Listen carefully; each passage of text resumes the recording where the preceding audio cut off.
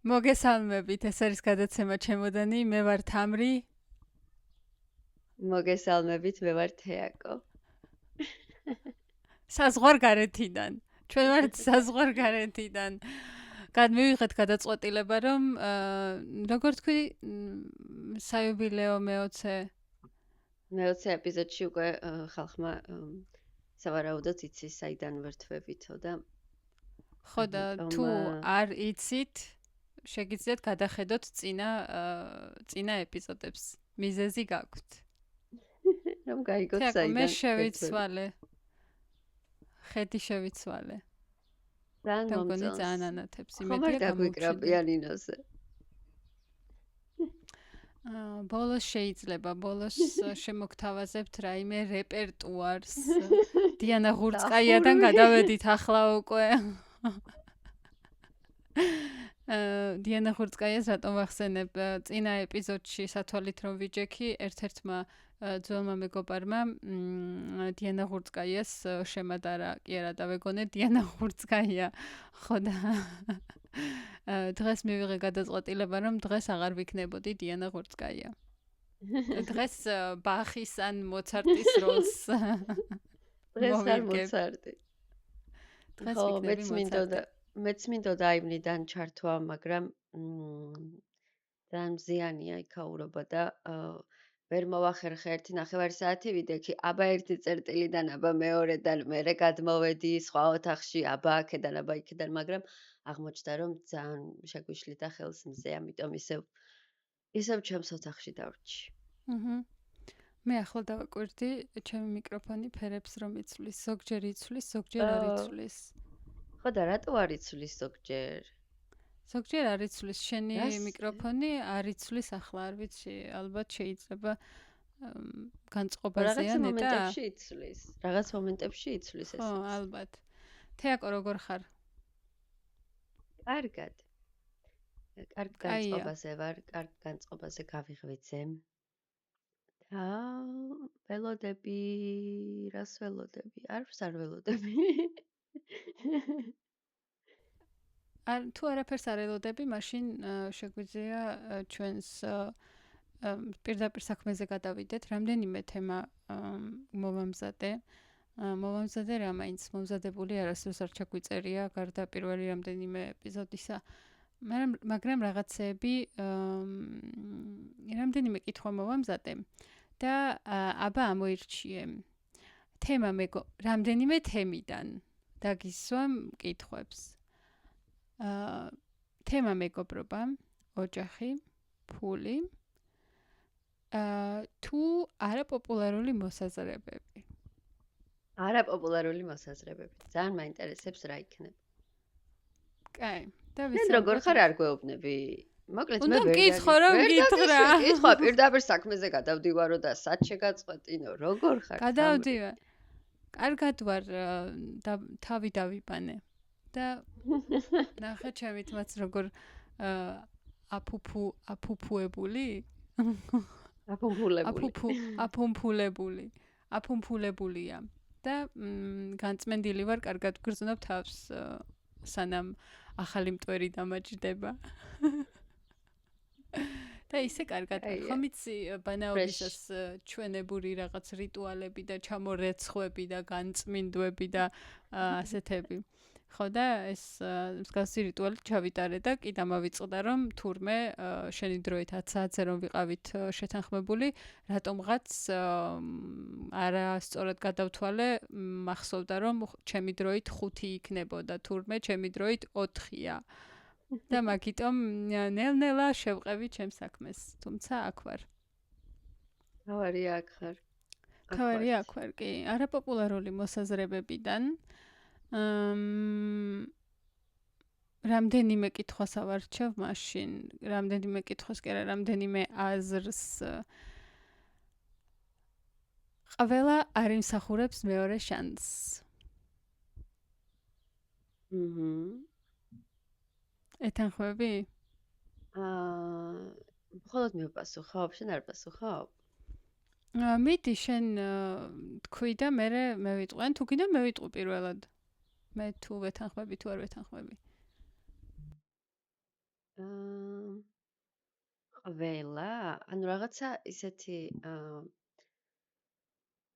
ისეთი თეზისია, თითქოს გამორჩევა ხდება, რომ არსებობს მეორე შანსი, მაგრამ ყველას არ ექნება ეს მეორე შანსი.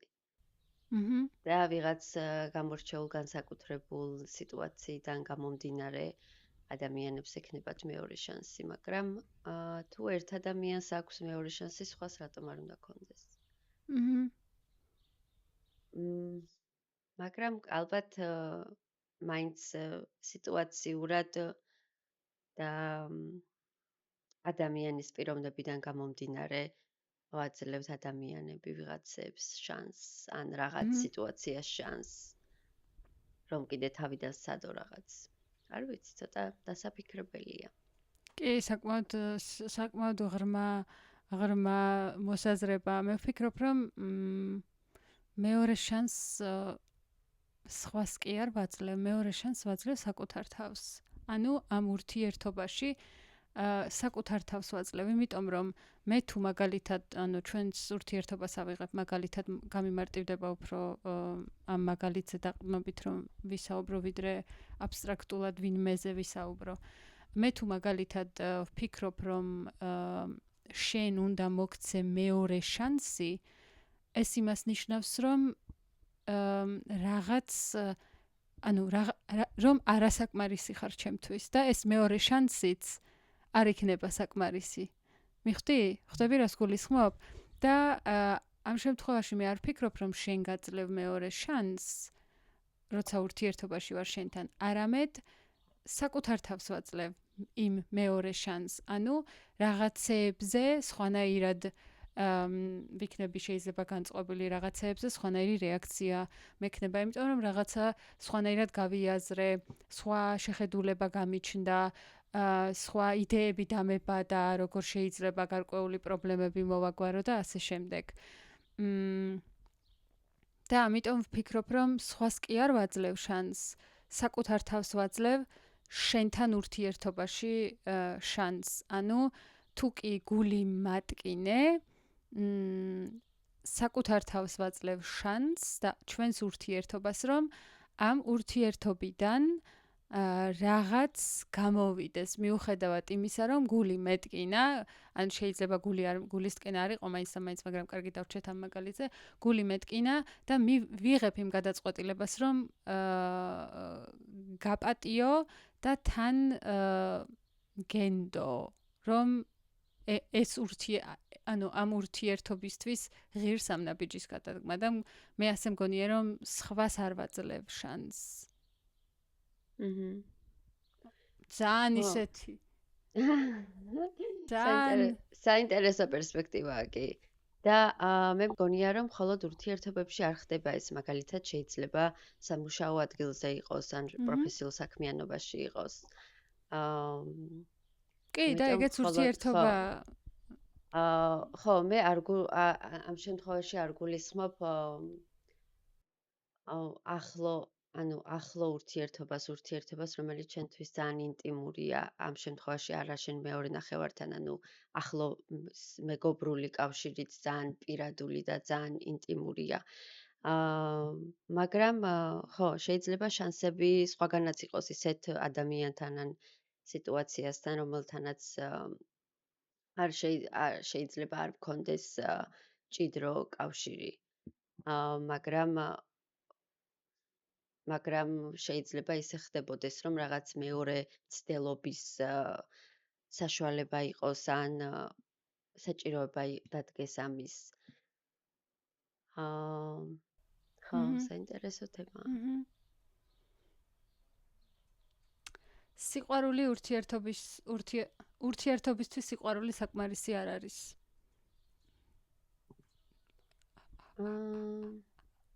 ურთიერთობისთვის სიყვარული?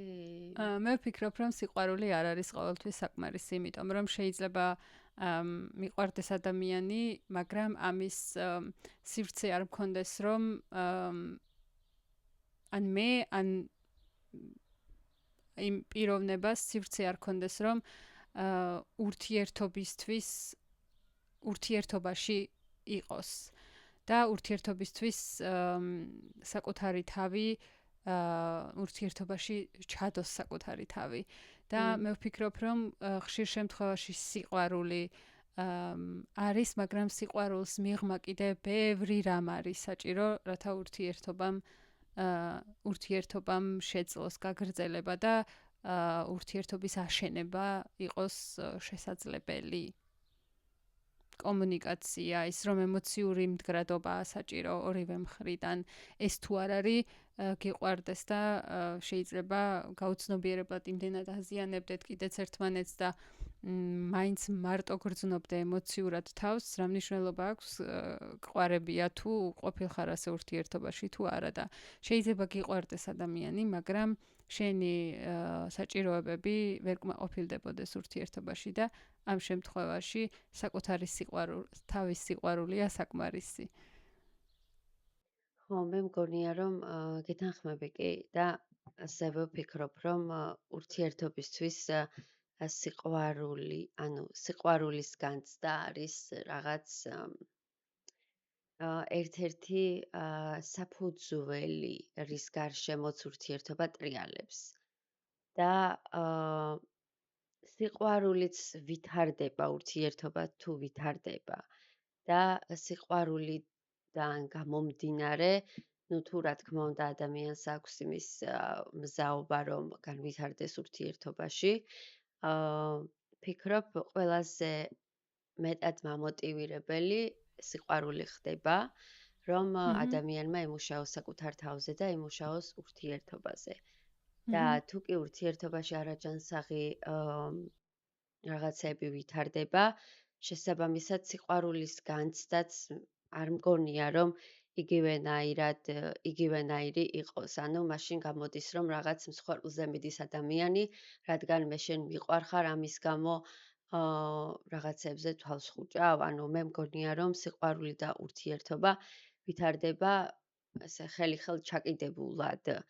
და თუ კი ურთიერთობა აღარ არის ჯანსაღი, მაშინ სიყვარული რაღაც მსხვერპლებს მოითხოვს, ან სიყვარულის განცდა საერთოდ აღარ აქვს ადამიანს, ან რადგან სიყვარული არის, მაშინ შეიძლება რაღაცებზე თვალი დახუჭო და რაღაცები მოითმინო, ან იყოს ასე არაუშავს, რადგან ჩვენ ერთმანეთი გვიყვარს. მაგრამ მე მგონია რომ სიყვარული არის მამოტივირებელი ძალა ურთიერთობის და ურთიერთობის განვითარების. არ მაქვს ეს ხაშენ რაზეც საუბრობ, არ მაქვს ეს გეგმაში და უნდა ჩაგეწიო. როგორ ფიქრობ, სიყვარული არის შეგრძნება, გრძნობა თუ გადაწყვეტილება? სიყვარული არის შეგრძნება, პირველ რიგში არის შეგრძნება და შემდეგ არის ის რომ მე ყოველდღე გირჩევ შენ, ანუ მე გაცნობიერებულად ვიღებ გადაწყვეტილებას, რომ ამ ადამიანთან, ამ ერთ კონკრეტულ ადამიანთან მინდა რომ ეს ჩემი შეგრძნება ყოველთვის იყოს რანაირად ავხსნა. ანუ ყოველთვის რაღაც ნაპერწკალს აწოდებდე ამ ცეცხლს. და მე ამისთვის გაცნობიერებულად ვიღებ გადაწყვეტილებას, რომ ამ ცეცხლს ყოველთვის გავაღვივებ და ეს შეგრძნება იქნება შეგრძნების დონეზე და არა გადაწყვეტილება ვალდებულების დონეზე. ანუ სიყვარული უნდა იყოს შეგრძნება. და შემდეგ თუ ეს შეგრძნება ქრება, მაშინ რაღაცა ავტომატურ რეჟიმში გადადის ურთიერთობა. მე ასე მგონია, მაგრამ ის რომ მე ყოველდღე გადაწყვეტილებას იმ კუთხით ვიღებ, რომ თუნდაც რაღაც პრობლემა თუ იქნება, რომ ამაზე ვიმუშავებ შენთან ერთად და ამის გამო ხელს არ ჩავიქნევ და შენზე უარს არ ვიტყვი, ანუ ეს რა თქმა უნდა არის რაღაც მხრივ გადაწყვეტილებაც, მაგრამ სიყვარული ჩემთვის არის პირველ რიგში შეგრძნება და ამ შეგრძნებაში უნდა იყო. და მგონია ამ თემას არ შევხებივართ აქამდე არასდროს. კაია. საინტერესოა, იმიტომ რომ მე არ ვფიქრობ მასზე. მე ადრე ვფიქრობდი, რომ სიყვარული არის შეგრძნება, რომელსაც მიყვები. ანუ შენ ახლა რაც თქვი, ადრე ვფიქრობდი მასე და ადრეც სწორედ მასე ვიყავი ურთიერთობაში. და ახლა სხვანაირად ვფიქრობ ის რომ ქართულად მგონი შეყვარებულობის პერიოდი ქვია. გერმანულად გვაქვს მაგისთვის სიტყვა ეს დასაწყისში რომ რაღაცა პეპლები გიფრინავს მუცელში და რაღაცეები ხდება, ანუ ეს პეპლების ფრენა და მუხლებზე ჩაკეცვა, ეს მაინც ტრავმა და ამის შედეგია, ეს ფსიქოლოგიური ფსიქოლოგიური, ანუ ფსიქიკური რაღაც დანაკლისების შედეგად შემდგარი კავშირია. და ნაკლებად არის ეგ სიყვარულთან პირდაპირ კავშირში და გაცნობიერებულ გადაწყვეტილებასთან, მაგრამ ეს რაღაცნაირი, ეს ადამიანი მომწონს, როგორი სიმპათიურია, რაღაცნაირია, ასეთია, ისეთია, ეს მაინც ვფიქრობ, რომ პირველადი რაღაც ჰორმონალური არეულობებია, ანუ ჰორმონები მაინც ჩვენ ამ ყველაფერს ვერ ვაცნობიერებთ და არ გვაქვს ამის უნარი, რომ ეს პატარა დეტალები ამდენად გავაცნობიეროთ, რატომ მაინც და მაინც ეს გარკვეული, ეს კონკრეტული ერთი ადამიანი მოგწონს და არა რომელიმე სხვა. და რატომ მაინც და მაინც მის მიმართ გვიჩნდება ეს მიზიდულობა, ფიქრები თუ ყველაფერი რაც გვიჩნდება, ეს ვფიქრობ, რომ მაინც დასაწყისში არის ჰორმონებთან დაკავშირებული, იმიტომ რომ ევოლუციურად ჩვენი სისტემა ეძებს ისეთ განსხვავებულ სისტემას, რომელიც დაგვეხმარება, ანუ განსხვავებული უნდა იყოს სრულიად, რათა ჩემი შვილი იქნება ჩემ სისტემაზე უფრო ძლიერი. ამისათვის მჭირდება განსხვავებული სისტემა. და ამას ეს ყველაფერი წარმოიდგინე, ჩემი სისტემა გაუცნობია, მე ვერც კი ვხვდები ამას, სხვის სისტემას, რომელიც ჩემგან სრულიად განსხვავებულია, აღმოაჩენს, რომ ეს სისტემა მოწონს. და შეიძლება ეს ადამიანი ამდენად სიმპათიური არც იყოს, ჩემი ტიპის ადამიანი არც იყოს, მაგრამ ეს რაღაც მიზიდულობა არის, ხო ხვდები? და მე ვფიქრობ, რომ ეს არის ის შეგრძნება, რომელიც დასაწყისშია. და შეგრძნებაში მხოლოდ ამ შეგრძნებას გულისხმობ, სიყვარულის შეგრძნება თუ არა? ხო, ანუ შეგრძნებაში ამ ფიზიოლოგიურ შეგრძნებებს გულისხმობ, არა, ფიზიოლოგიური რატომ ეს ამასთანავე იწვევს იმ რაღაცეებს, ანუ ინტერესს, რომ ვაიმე ეს ადამიანი მომწონს. და ანუ შენ სიყვარულის შეგრძნება თუ არა, ამას გულისხმობ? ანუ შეგრძნების დონეზე სიყვარულის შეგრძნებაში ამ პეპლებს გულისხმობ მხოლოდ? არა, პეპლები არა, ეს პეპლები არა, შეგრძნებაში იმასაც გულისხმობ, რომ ადამიანს ვხედავ, შემიძლია მისი დანახვა, შემიძლია მისი აღქმა, ანუ აღქმა კიდე ცოტა ფართო მასშტაბებზე გავდივარ. მისი დანახვა შემიძლია, მისი მიღება შემიძლია, მომწონს როგორც პიროვნება. ანუ ეს ყველაფერი, როგორც პიროვნება რომ მომწონს, უკვე ვიღებ გადაწყვეტილებას, რომ მე ამ ადამიანთან მინდა ურთიერთობაზე ვიმუშაო. და რაც უფრო გაცნობიერებულია ურთიერთობა, ანუ მე მომწონხარ როგორც პიროვნება, მომწონს შენი ღირებულებები, მომწონს შენი გეგმები, რა გეგმებიც გაქვს, მომწონს შენი წარსული, როგორ გიბრძოლია და სად ყოფილ ხარ და სად მოსულ ხარ, ну, რა ვიცი, ახლა ეს ჰიპოთეზებია.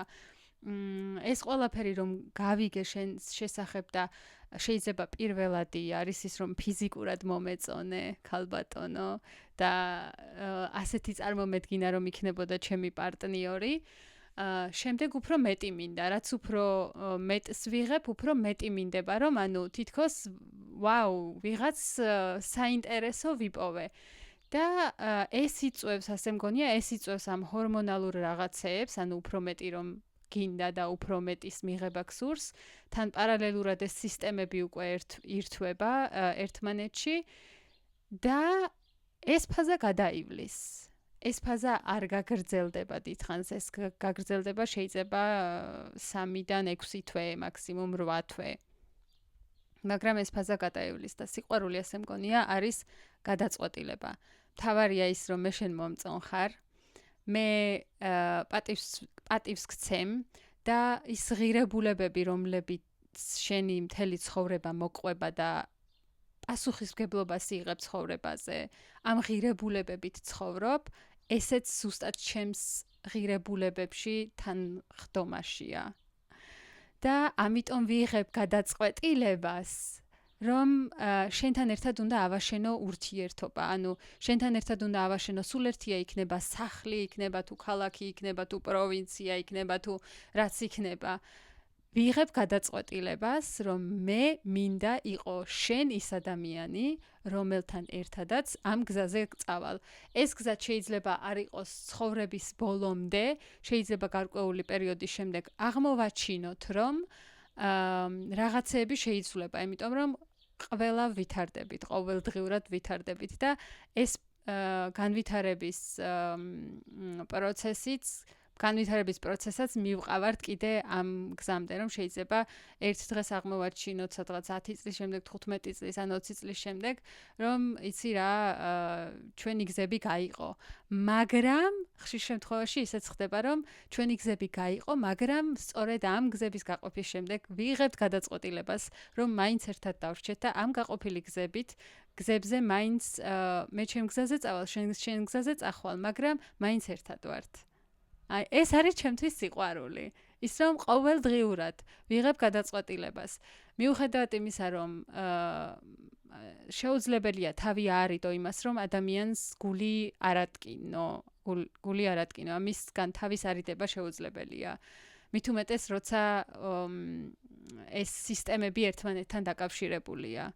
და რაღაცეები, ძველი რაღაცეები, ბავშვობიდან რაც გვაქვს დაპროგრამებული, ეს პატერნები, ნიმუშები, რაც მოგვაქვს, ესენი რაღაცეებს გვახსენებენ და ამ ურთიერთობაშიც მოგვაქვს ეს ჩვენი ბიოგრაფია. ხო. ბევრი ვილაპარაკე. არა, საინტერესო იყო და მე გეთანხმები, მე რადგან ამ შემთხვევაში პირველ რიგში შეგრძნებას ვირჩევ, ეს იმას არ ნიშნავს, რომ არ გეთანხმები ამ შენ მოსაზრებაში და იმაში, რომ ეს არის სიყვარული. რა თქმა უნდა, გადაწყვეტილებაში ეს არის სიყვარული, მაგრამ მე ამ გადაწყვეტილებების მიღებაში მთელი შეგრძნებით ვარ ჩართული და ჩემთვის აქედან ამოდის, მიხვდი? ანუ ის რომ მე რო ვირჩევ, რომ დღეს მიუხედავად თუნდაც რაღაც გულისკენისა და ასე შემდეგ, ისევ ამ ურთიერთობაში ვრჩები და მინდა რომ აქვე შიგნით რაღაცაზე კომუნიკაცია გქონდეს, ან უკეთესად გავიგო შენი ნათქვამი, ან ასე შემდეგ. ანუ მე ამ ყველაფერში ჩემი შეგრძნებით ვარ და ამიტომ არის ჩემთვის სიყვარული შეგრძნება, მიხვდი?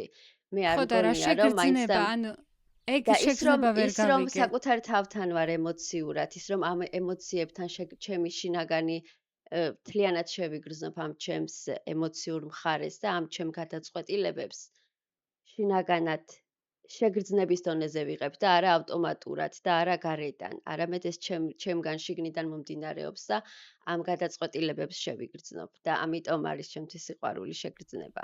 და არა ის რომ მაგალითად პეპლები და მაგრამ მე მგონია რომ პეპლებსაც აქვს იმის რაღაც არსებობს მაინც ისეთი, რაც შეიძლება არ გაქრეს დროსთან ერთად. და პირიქით უფრო გაღვივდეს. და თუნდაც ის რომ მაგალითად ეს პირველადი რაღაც ახტაცებები იყო, ანუ ეს ახტაცება შეიძლება ყოველთვის გაგრძელდეს, იმიტომ რომ ამ შენი საყვარელი ადამიანით შეიძლება ყოველდღე მოხიბლული იყო. რაღაც პატარა გადაწყვეტილებებში, პატარა ნაბიჯებში, პატარა გვერდით დგომაში, მხარდაჭერაში, ანუ ყოველდღე თუ არა, ანუ ძალიან ხშირად მოახერხოს ადამიანმა მაინც შენზე რაღაც არ ვიცი რანაირად ახსნა შთაბეჭდილების მოხდენა კი არა, უფრო რაღაცა ხო, მოხიბლა ძალიან კაი სიტყვა. ანუ რაღაც იმ პირველადთან პირველ შეგრძნებასთან გაბრუნებს მაინც და საინტერესოა. კი და ანუ ჩემ შემთხვევაში მე რასაც ვხსნი და რასაც ვგულისხმობ არ მიგულისხმია და არ ვგულისხმობ კიდე იმას რომ გადაწყვეტილებას შეგრძნების გარეშე ვიღებ. ანუ შეგრძნება არის, რა თქმა უნდა, იმიტომ მე თუ არ ვგრძნობ ამას, რომ ეს გადაწყვეტილება ჩემთვის სწორია, ვერ მივიღებ ამ გადაწყვეტილებას და ვიქნები კის და არას შორის. იმიტომ რომ არ ვიცი რომელია ჩემთვის სწორი. იმიტომ რომ ვერ ვგრძნობ ამ რაღაცას. ხო და აი მაგიტომ არის, ანუ მაგიტომ მე გეთანხმები მაგაში და მე ვიცი რომ შენ რასაც ხსნი მაგაში არ გულისხმობ რომ ამ ეს ემოციების და შეგრძნებების გარეთ შეიძლება ხდებოდეს და ამიტომ არის ჩემთვის ეს ძალიან ჭიდრო კავშირში ერთმანეთთან და ამიტომ გამოვდივარ იქედან რომ ჩემთვის სიყვარული ეს შეგრძნებაა. ეს შეგრძნებებია რომ ამ რაღაცებს მიღვიძებს რომ ამ ადამიანთან ერთად მინდა რომ ეს გადაწყვეტილება მივიღო რომ ამ ადამიანს ვირჩევ ყოველდღე. ანუ მე ამ შეგრძნებაში ვარ და ესაა ჩემთვის შინაგანად მოტივირებელი მიხდი? ანუ ვერ გავიგე, რა ვერ გავიგე. იმას კი არ ვამბობ რომ შენს აზრს ვეწინააღმდეგები, უბრალოდ გარკვევა მინდა რომ უფრო ეს შენი პერსპექტივა უფრო უკეთესად გავიგო. შეგრძნებაში რასაც გულისხმობ, ის რომ შეგრძნებით ვიღებ რომ ამ ადამიანთან ერთად მინდა ყოფნაო. თუ რაღაც მსგავსი თქვი, ანუ შეგრძნებით ვიღებ გადაწყვეტილებასო. ეს რა შეგრძნება ეს ვერ გავიგე. ანუ რა შეგრძნება? ის კი მგონი შენ სხვა შეგრძნებაზე ლაპარაკობ შეიძლება ვცდებოდე. იმიტომ რომ ჩემთვის მე რა შეგრძნებასაც ვგულისხმობ არის ნებისმიერი გადაწყვეტილება. სანამ არ ვგულისხმობ ურთიერთობას, მაგალითად მინდა ჩანთა შევიძინო. ამასაც რაღაც შეგრძნებით ხომ ვყიდულობ. ანუ პირველ რიგში საკუთარ თავს ვეკითხები, მჭირდება თუ არა ეს ჩანთა? მაქვს 5 ჩანთა და პირველ რიგში მჭირდება თუ არა ეს ჩანთა? მაქვს თუ არა საკმარისი ფინანსები იმისათვის რომ ეს კონკრეტული ჩანთა შევიძინო და თუ ეს ყველაფერი უკვე ამ ყველაფერს დადებითად გავეცი პასუხი, დადებითი პასუხი გავეცი, მერე უკვე შეგრძნებას ვაკვირდები. შეგრძნებას ვაკვირდები, რამდენად ინტენსიურია ეს შეგრძნება, იმიტომ რომ ხშირ შემთხვევაში ეს არის შეიძლება იყოს გაუცნობიერებელი რეაქცია იმისა, რომ რაღაც მინდა რომ მქონდეს. რაღაც მინდა რომ აი რაღაცის კონსუმირება, არ ვიცი ქართულად რა ქვია, მოხმარება. რაღაცის მოხმარება მჭირდება და ეს შეიძლება პირდაპირ კავშირში არ იყოს იმასთან რომ ჩანთის ყიდვა მინდა, არამედ აი რაღაცის ყიდვა მინდა, ანუ რაღაცაში ფულის გადახდა მინდა და თითქოს ამ კონტროლის შეგრძნება რომ მე რაც მინდა ამის მიღება შემიძლია. ხო და იგივენაირად ვიღებ ანუ ვაკვირდები შეგრძნებასაც სანამ გადაწყვეტილებას მივიღებ. მინდა თუ არა შენთან ან შენზე მივიღო გადაწყვეტილება, ანუ შენთან ურთიერთობაში ყოფნა თუ არა. პირველ რიგში რაციონალურ კითხვებს ვცემ პასუხს და შემდეგ ვაკვირდები ემოციას, შეგრძნებას, რა შეგრძნება მაქვს. და ამაშიც ვცდილობ გავფილტრო, რამდენად გაუცნობიერებელია ეს ჩემი შეგრძნება და ამიტომ გამარკვიე ვერ გავიგე ზუსტად. შეგრძნებაში რას გულისხმობ? არ ვიცი რანაირად ავხსნა. ანუ კონკრეტული შერაც თქვი რომ შეგრძნები. ანუ ალბათ რთულია ყველა ადამიანის. არ ვიცი, ჩემთვის ამ შემთხვევაში აი რაღაცნაირია. მაგალითად რთული გადაწყვეტილების დროს აღფრთოვანებული ვერ იქნები, მაგრამ ალბათ ამ შემთხვევაში სიყვარული არის ის, რომ შეგიძლია იმ რაღაც ძირეულ ღირებულებებთან დაბრუნება, რაც ძვირფასია ურთიერთობისთვის და საიდანაც ამოდის ეს ურთიერთობა. და ამ ნებისმიერ საკითხში ბედნიერი მომენტები იქნება თუ გამოწვევები იქნება, ურთიერთობას აქვს იმის უნარი, რომ ამ ძირითაც, ანუ საფუძველს დაუბრუნდეს და შემდეგ აქედან ამოვიდეს და ანუ არ ვიცი, ჩემ შემთხვევაში შეგრძნებებით ხდება ეს და ანუ შინაგანად არ ვიცი, ვერ ხსნი ალბათ რანაირად განვიცდი სიყვარულს. ანუ ამ შემთხვევაში შენ რასაც გულისხმობ, მიღწეულ წარმატებებზე დაყრდნობით, ანუ გადალახულ პრობლემები, რომლებიც აქამდე მოაგვარეთ და პრობლემები, რომლებიც აქამდე გადალახეთ, ამ კრიზისულ, არ ვიცი კრიზისული სწორი სიტყვა თუ არა, კრიზისულ სიტუაციებში ეს გადალახული რუბიკონები გაძლევს იმის мотиваციას, რომ სწორედ ეს არის ის ურთიერთობა, რომელშიც გინდა რომ გააგრძელო მუშაობა. სწორად გავიგე?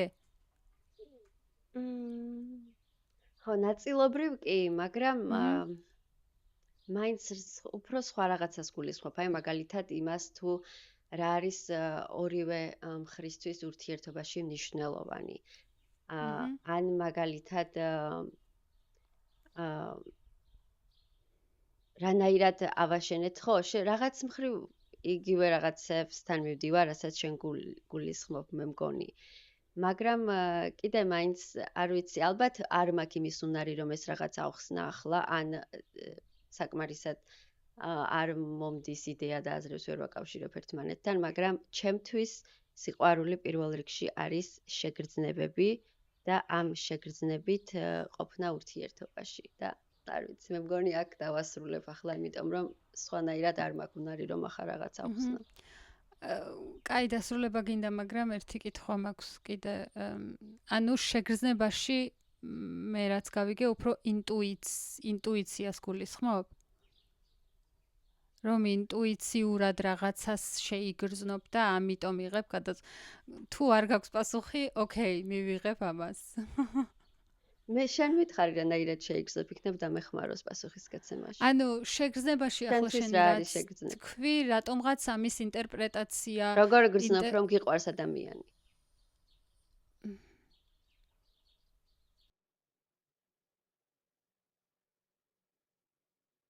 ხო, მახსენი წაღან. რომ რაღაც კავშირი გვაქვს, ეს ემოციური კავშირია. და ეს ემოციური კავშირი ძირითად შემთხვევაში არის გაუცნობიერებელი, რაზეც შემიძლია მე მივიღო გადაწყვეტილება, მინდა ამ გაუცნობიერებელ რაღაცეებზე, რამდენად მინდა ამას სიღრმისეულად გავყვე. და ანუ შენთვის ემოციური კავშირი არ არის შეგრძნებები, არამედ არის თავიდანვე გადაწყვეტილებები. ანუ ემოციური კავშირი არის გადაწყვეტილება. ანუ აქ ამაში არ გეთანხმები მივხვდი, არა, ემოციური კავშირი არის შეგრძნება, რომ ადამიანთან არ მithქვამს მე გადაწყვეტილებაა მეთქი. ემოციური კავშირი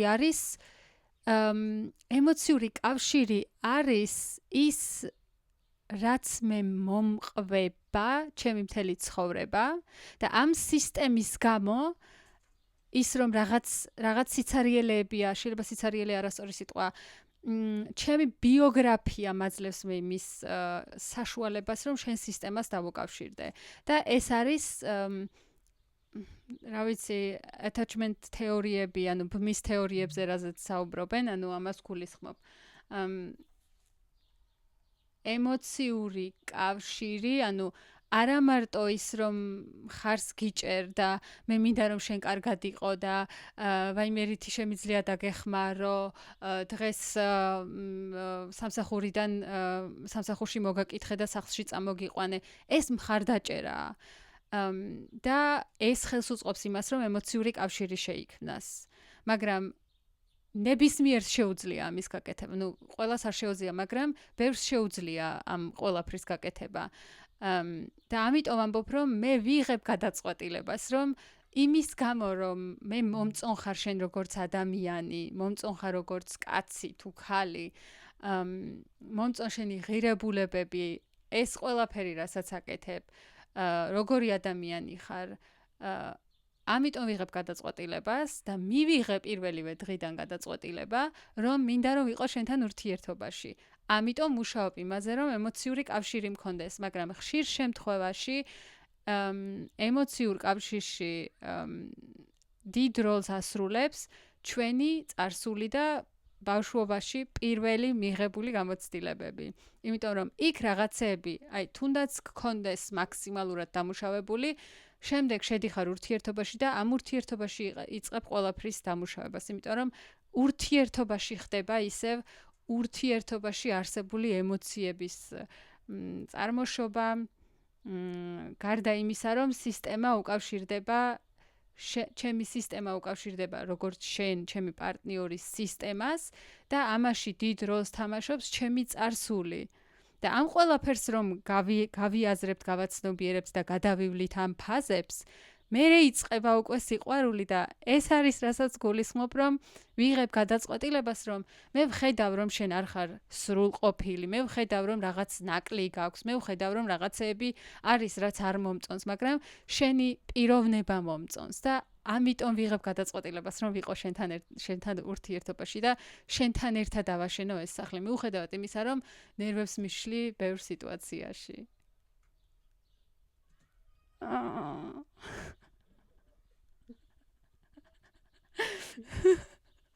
მე ვერ ვხედავ საკუთარ გადაწყვეტილებებს ვიღებთ. ოკეი, გეთანხმები. რაღაც შეგრძნება მაქვს, რომ არ არის აუცილებელი რომ დამეთანხმო, მაგრამ ახლა შეგრძნება გამიჩნდა იმის, რომ თითქოს ამ თემის დახურვა გინდა და შეგვიძლია დავხუროთ, არა, მე გეთანხმები შენ. იმიტომ გეთანხმები შენ, რომ რასაც შენ ხსნი, ეს ჩემი ურთიერთობისთვის უცხო არ არის და მე პრაქტიკულად გეთანხმები, რომ ასე ხდება და ეს ასეა, სხვანაირად ჩემ შემთხვევაში მე ალბათ ვერ ვიქნებოდი ურთიერთობაში და ალბათ ჩემი პარტნიორისგანაც რომ არ მქონდეს იგივე მხარდაჭერა უსაფრთხოება, რომ თუნდაც ეს რაღაც ძველი რაღაცები დავამუშაო, ამ შემთხვევაში ალბათ ეს ურთიერთობა არ მექნებოდა. ამიტომ გეთანხმები, რომ ჩემ ცხოვრებაშიც ასე ხდება პრაქტიკულად და ასე შენდება ჩემი ურთიერთობა და შესაბამისად ამიტომ გეთანხმები, მაგრამ ხო, რაღაც ეს შეგრძნებას და გადაწყვეტილებას შორის ამ საკითხში რაღაცები, მე მგონი რაღაცებში ან ერთი და იგივე რაღაცაზე ვლაპარაკობ და მეც იგივე რაღაცაზე ვლაპარაკობ, რასაც შენ და სხვანაირად ხსნი, ან არ ვეთანხმებით ერთმანეთს. რაც ნორმალურია. რეფლექტირების პროცესში, ერთად რეფლექტირებთ და არც გვისაუბრია მგონი ამ თემაზე, პოდკასტის გარეშეც კი არ გვისაუბრია მგონი ამ თემაზე ასე. და ამიტომ მისაღებია გავიგეთ. თუმცა ამ რაღაც ამ სტადიას მივაღწიე, არ ვიცი როდის, ბოლო რამდენიმე წელი, რომ სიყვარული ჩემთვის არის გადაწყვეტილება და არა ის პირველადი შეგრძნება, რომელიც ჩქეფს, იმიტომ გადაწყვეტილებას რომ ვიღებ, სწორედ ამ გადაწყვეტილების შედეგად იწყებს ეს ემოციური რაღაცეებიც აქტიურობას და ამოჩქეფას და ასე შემდეგ. კაი თეაკო, აღარ გავაგრძელოთ მაშინ, იმიტომ რომ ძალიან ღრმა თემაა, დავფიქრდებით. და რამდენიმე თვეში შეგვიძლია გავაგრძელოთ კიდე ამ თემაზე საუბარი. მე არ ვარ წინააღმდეგი, რომ არ გავაგრძელოთ ამაზე საუბარი, არ ვარ წინააღმდეგი მაგის რომ გავაგრძელოთ. ხო, უბრალოდ რაღაცა არ ვიცი რამდენად საინტერესოა ხმსმენელისთვის ამ თემის ირგვლივ რომ ასე ძალიან ღრმად ვტრიალებთ, არ ვიცი. უნდა ვიტრიალოთ კიდეც, მსმენელს თუ არ აინტერესებს, შეუძლია გადაახვიოს და შემდეგ ეპიზოდს მოусმინოს. მადლობთ. ძალიან პასიურ-აგრესიული ვიყავი ახლა. მაპატიეთ. და შენც მაპატიეთ თეაკო. სანამ დავასრულებთ, თუ კითხვები მინდა დაგისვა, მაინტერესებს პროსტა ბლიც კითხვები გავაკეთოთ და მე დავემშვიდობოთ, კაი, 2 წუთი გამოვყოთ ამისთვის. წარმატება თუ ბედნიერება? ბედნიერება. ბედნიერებას ავირჩევდი მეც. უსაფრთხოება თუ თავისუფლება? უსაფრთხოება, იმიტომ რომ უსაფრთხოებიდან მოდის თავისუფლება.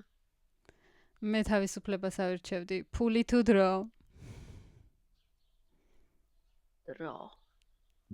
მეც დროს ავირჩევ. წარსული შეცვლა თუ მომავლის დანახვა? მომავლის დანახვა. არც ერთი. არა, ერთი უნდა აირჩიო. შავ-თეთრი მოსაზრებები. წარსული შეცვლა. ალბათ მე ჩავასწორებდი წარსულის დამუშავება. მე მომავლის დანახვა. ნიჭი თუ შრომა? ვაუ. ნიჭი თუ შრომა? შრომა. მე ნიჭს ავირჩევდი და სხვათა შორის 2 დღის წინ რაღაც ვიდეო შემხვდა, რომ ნიჭი ბევრად უფრო მნიშვნელოვანია, ვიღაც ცნობილი ფსიქოლოგი საუბრობდა, აზრზე არ ვარ ვინ იყო და აღარც მახსოვს, შენახული მაქვს სხვათა შორის მგონი ეგ ვიდეო. ნიჭი ბევრად უფრო მნიშვნელოვანიაო, იმიტომ რომ თუ კი მოცეკვავე არ ხარ, ანუ ეგ თუ შენში არ დევს, თუ რიტმის შეგრძნება არ გაქვს, თუ მუსიკის შეგრძნება არ გაქვს, რაც რამდენი საათიც არ უნდა ივარჯიშო და იმეცადინო, მოცეკვავე ვერ გახდებიო და რაღაცნაირად დამაფიქრა, იცი? და ანუ შრომაშიც კი რაღაც გარკვეული დონის ნიჭი მგონია რომ საჭიროა და თუმცა ერთი უკიდურესობა არსებობს, ადამიანები, რომლებსაც ნიჭი აქვთ, ხშირ შემთხვევაში ზარმაცები არიან, იმიტომ რომ იციან, რომ ეს ნიჭი რომ აქვთ, ამის გამო მარტივად გამოსდით ბევრი რაღაცა, ანუ იმდენად მეტი შრომა არ უწევთ. და საინტერესო იყო ახლა ეს ჩავამატე. რისკი თუ სტაბილურობა?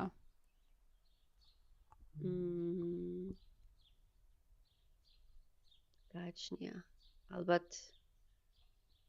ალბათ რისკი. მაგრამ სტაბილურობა ძალიან კაი შეგრძნება. მაგრამ მგონია რომ ზოგჯერ სტაბილურობა არ გექნება თუ რაღაცას არ გარისკავ. ხო.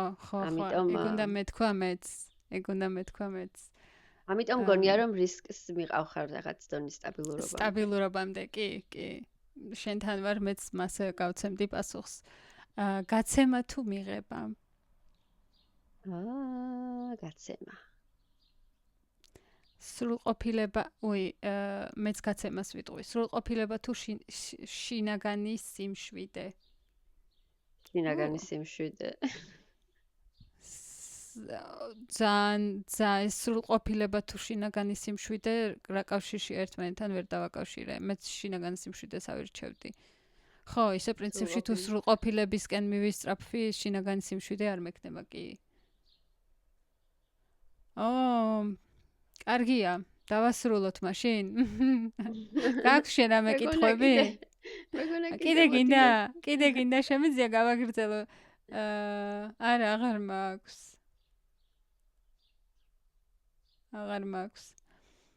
გაქვს შენ რაიმე კითხვები?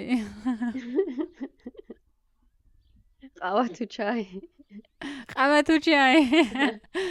ჩაის ავირჩევ. დილა თუ საღამო? გააჩნია ისე იცი, ზოგჯერ არის რაღაც პერიოდი საღამო უფრო მომწონს, იმიტომ რომ ღამით ბევრად უფრო კრეატიული ვარ, კრეატიული კი არა და უფრო სიმშვიდეა ყველგან ყველას რომ ძინავს, მეც ანუ ნაკლები მიზეზი მაქვს იმისთვის რომ ყურადღება სხვა რამეზე გადავიტანო, მაგრამ დილით ადრე გაღვიძებაც კაია. ხო. ისე სხვადასხვანაირ რაღაცებს აღვიძებს დილა და საღამო და ძალიან საინტერესოა ეგ. კი.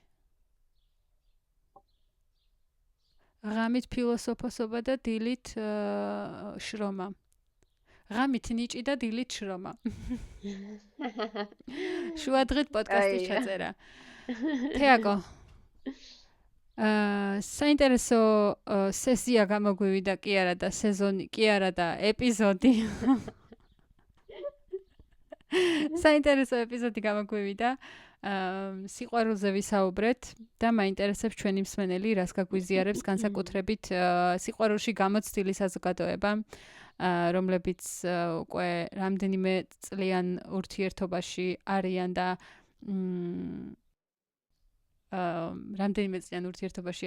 დასგარეშე. გაგვიზიარეთ თქვენი მოსაზრებები, სიყვარული შეგრძნებაა თუ გადაწყვეტილება.